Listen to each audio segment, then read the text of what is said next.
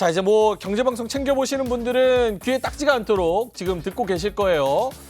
금통위, 미중 외풍 속에 열리는 금통위 동결 전망 우세. 여기에다가 잭슨홀, 그리고 엔비디아 실적, 뭐 요런 쪽으로 좀 이야기를 맞춰봐야 될 것 같습니다. 일단은 뭐 그래프가 나오죠. 지금 연준의 금리 인상 속도 비교, 지금 갭 차이가 굉장히 많이 벌어져 있는 그런 상황이고, 한국의 기준금리 추이는 더 올리려고 해도 지금 못 올리고 있는 3.5에서 멈춰 있는 상황입니다. 올린다고 해도 뭐 레고랜드 뭐 그런 것들 여러 가지 우리가 겪었듯이 부동산 PF나 아니면 뭐 가계대출 여기서도 좀 힘들지 않을까라는 그런 생각. 근데 어디까지 벌어지는 거를 감당할 수 있을지는 잘 모르겠습니다. 자, 그러면 두 분께 한번 여쭤보겠습니다. 이번 주에 이제 뭐 금요일 지나서까지 잭슨홀, 금통위, 엔비디아 실적 이런 게 있습니다. 이런 재료들 지나가면 불확실성 해소로 다음 주는 증시가 좀 반등할 수 있을 것이다. 아니다. 다음 주도 지지부진하면서 그냥 이런 흐름 계속될 것이다. OX 한번 들어보겠습니다. 하나, 둘, 셋 들어주시죠. 두 분 좀 엇갈리네요. 증시 분위기 반전, OX. 자, 그럼 이주연 대표님 먼저 다음 주쯤이면 훨씬 좀 나은 환경이 될 것이다. 일단 8월은 약세장에 좀 진입할 거라고 봤었는데 딱 뭐 그렇게 움직여졌고요. 일단 여기 제가 생각할 때 이제 기술적으로는 거의 뭐 내려올 만큼 내려온 것 같다라는 생각이 들고, 제가 지난주에 아마 하루 이틀 정도 더 빠지면 반등 나올 거다라고 이야기를 드렸었는데 일단 예상대로 움직였거든요. 이게 추세적인 상승으로 뭐 전환이 될지는 조금 더 지켜봐야 될 문제인데, 2,500포인트라는 이 구간대를 밀어낼 만큼 지금 상황이 그 정도로 좋지 않을까라는 부분하고요. 그다음에 이제 잭슨홀 미팅에서 나올 이야기는 뭐 거의 뻔하지 않나라는 생각이 듭니다. 여기서 뭔가 새로운 불확실성을 만들어낼 만한 이야기는 나올 가능성이 없다라고 봤을 때, 결국 뭐 금리 한 차례 더 인상하는 부분, 그다음에 앞으로 이제 데이터에 따라서 뭐 추가적인 금리를 더 인상한다라든지 이런 이슈가 나오지 않는다라고 하면 제가 봤을 때는 약간 악재 해소로 해서 증시가 여기서 반등은 좀 나오지 않겠나 이렇게 생각을 하고 있거든요. 그래서 일단 기술적인 뭐 분석에 기반을 두고 이야기를 드리는 부분이긴 하지만 일단 매크로적인 부분에서도 뭐 증시가 여기서 추가적으로 만약에 더 밀린다면 한 5% 정도는 더 빠질 수 있겠지만 5% 정도. 저는 여기서 돌릴 것 같다 이렇게 생각을 하고 있습니다. 기술적인 부분을 말씀을 해주셨으니까 여쭤보자면, 지금 시장이 빠질 듯 하면서도 꾸역꾸역 2,500선을 좀 지켜주고 있거든요. 네. 이게 좀 상징적인 의미 혹은 실질적인 좀 의미가 있습니까? 2,500을 꾸역꾸역 돌파하려고 했는데 엄청나게 힘들게 돌파를 했습니다. 그래서 의미가 있다. 요거 지켜주는 거. 네, 있다라고 생각을 하고, 일단 S&P 500을 우리가 기준으로 본다라면 4,325포인트, 이 구간대가 굉장히 이제 추세적으로 좀 중요한 포인트거든요. 그런데 여기서 일단 반등이 나와줬고요. 그다음에 5일선을 일단 회복을 했습니다. 그래서 아직 뭐 추세 트렌드로 봤을 때는 단기적인 추세가 돌아섰다 이렇게 뭐 얘기를 하기는 조금 어려운 부분이 있습니다만은, 그래도 5일선을 일단 올라섰다라는 부분에서 우리가 기대를 해볼 수 있지 않겠나. 그래서 지금 한 3일 전에 저점을 다시 갱신을 하고 내려가는 추세 흐름이 아니라면 요 구간에서 반등을 만들어낼 수 있겠다 이런 생각을 하고 있고요. 월봉상 봐도 국내 증시는 여기서 반등 나올 것 같아요, 제 생각에. 월봉상으로 봐도? 네네. 알겠습니다. 그러면 조금만 더, 정말 짧게만. 어떤 일이 있으면 지금 2,500 깨고 밑으로 내려갑니까?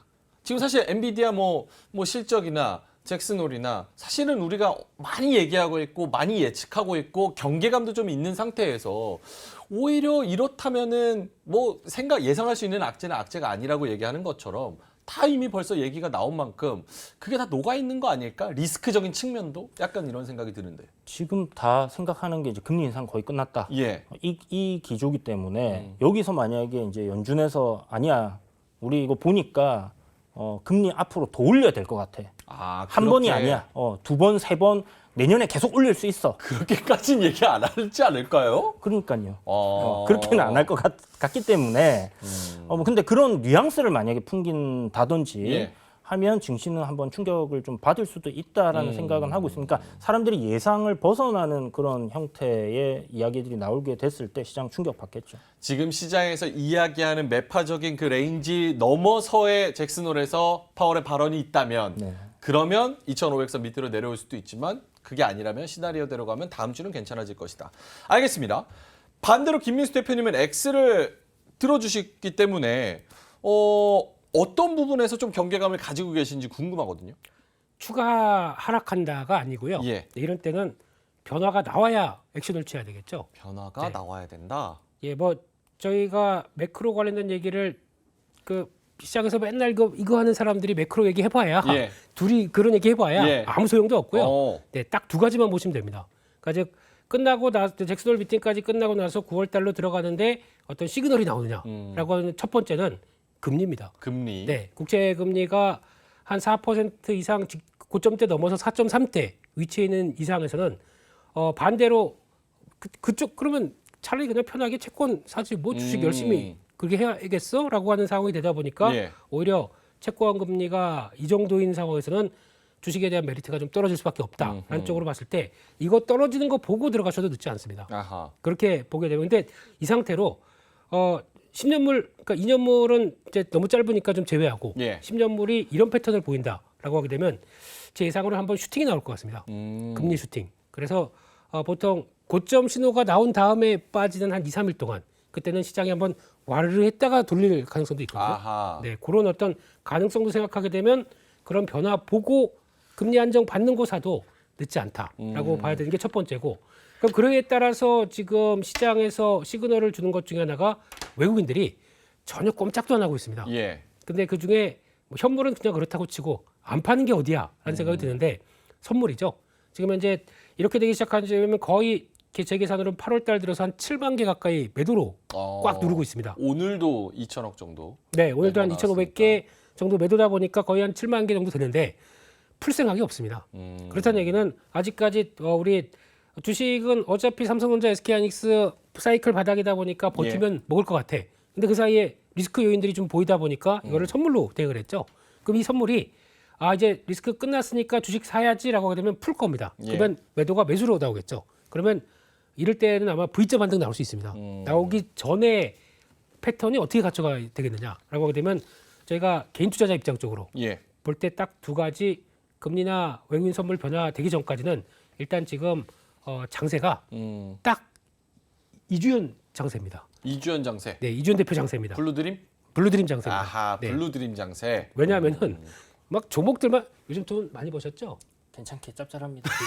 예, 이런 장세입니다. 짭짤합니다. 네, 그런 작은 종목들이 움직이면서 어떤 네. 만들어가는 트렌드를 봤을 때는 근데 어렵잖아요. 어렵죠. 저희는 따라하기가 여기서 끊겠습니다. 네. 예.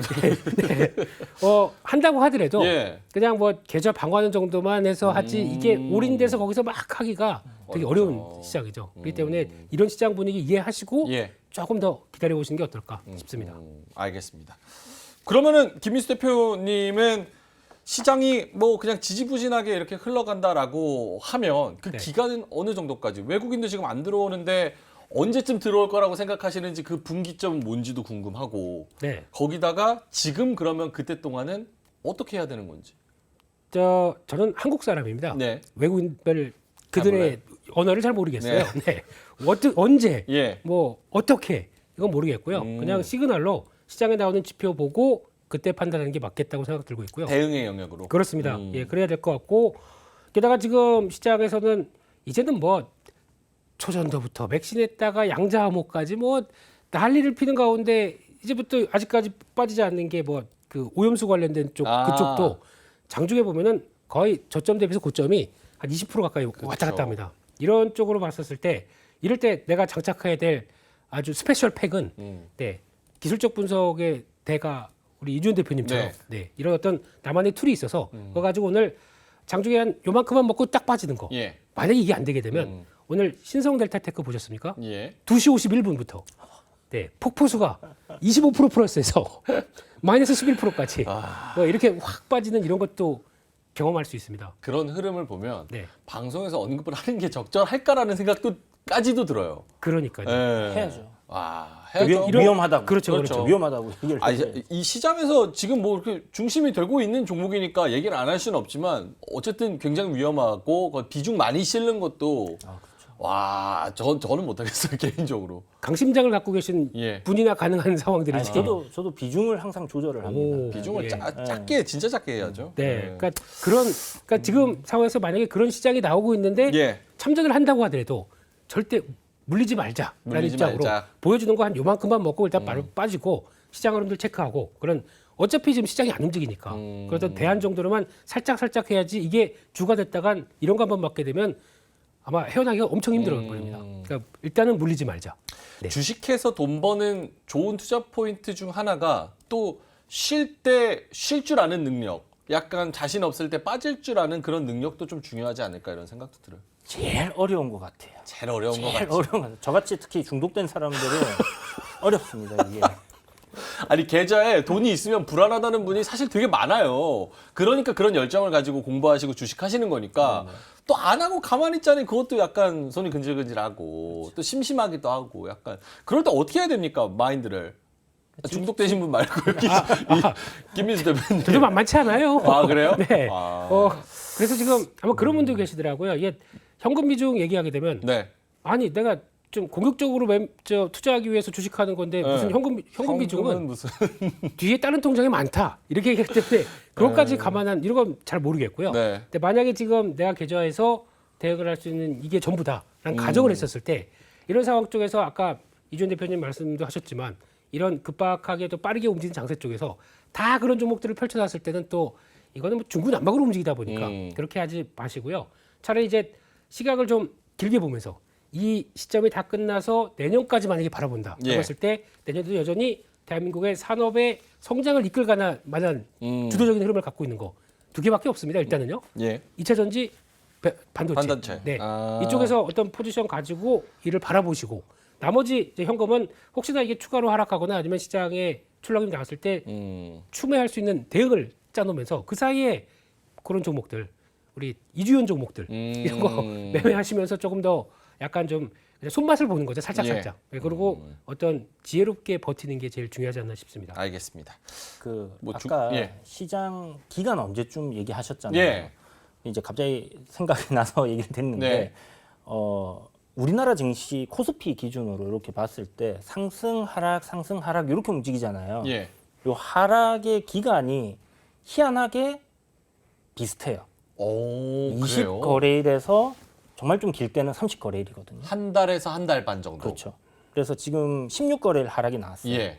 그러니까 한 4거래일 정도 요번 달 끝나고 나면 좀 올라갈 가능성도 있지 않겠나. 그리고 뭐 의미 있는 구간대 지지라인 구간이니까 뭐 기술적 분석을 맹신을 하면 안 되겠지만 어쨌든 우리가 어떤 기준을 세워야 된다라는 입장에서 예. 봤을 때는 이런 것도 하나의 좀 포인트로 보실 수 있겠다 하는 생각이 들어서 이야기를 드려봤습니다. 사실은 그 박스피라고 뭐 우리가 막 계속 얘기는 하지만 스윙이나 아니면 뭐 단타 매매나 그런 식으로 하시는 분들은 사실 그 왔다 갔다 하는 그 박스를 잘 맞춰서 수익을 내시는 분들도 꽤 많잖아요. 그런 의미로 또 받아들일 수도 있을 것 같고. 알겠습니다. 그럼 16거래일 정도 하락했으니까 뭐 조금만 더 기다리면은 괜찮지 않을까. 알겠습니다. 그러면 불안감을 가지고 있어도 조금 긴 안목으로 우리가 지금 좀 모아갈 수 있는 그런 종목들 한번 말씀을 해 주신다면 김민수 대표님. 앞서 다 말씀을 드렸고요. 근데 여기서 또 하나 이제 그런 게 있습니다. 나 시장 계속 줄줄줄 밀리고 네. 한 8월 달 동안에 그동안 열심히 해서 한 4개월, 5개월에서 계좌를 좀 불려놨더니 그대로 놓고 있다. 아. 한 2, 3주 사이에 놓고 있다라고 하시는 분들 그래서 나 짜증나서 도저히 못하겠어. 주식 다 정리하고 네. 차라리 반등하게 되면 하겠어. 예. 라고 하시는 분도 있습니다. 네. 현금 100%를 만들겠다. 이게 더 위험할 수도 있습니다. 왜요? 엇박자?